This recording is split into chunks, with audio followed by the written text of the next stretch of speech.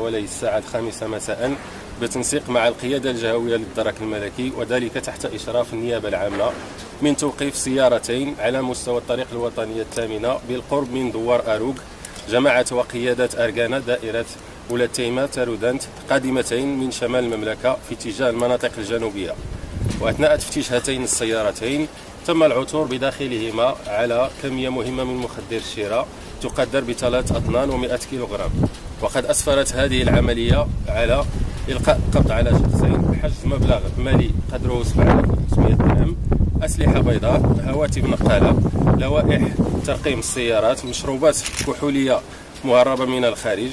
للإشارة فإن الأشخاص الموقوفين سوف يتم إحالتهم على أنظار النيابة العامة المختصة، كما سيتم تسليم المحجوزات إلى المصالح المعنية. ولا زالت الأبحاث جارية إلى حين إيقاف جميع الأشخاص المتورطين في هذه العملية.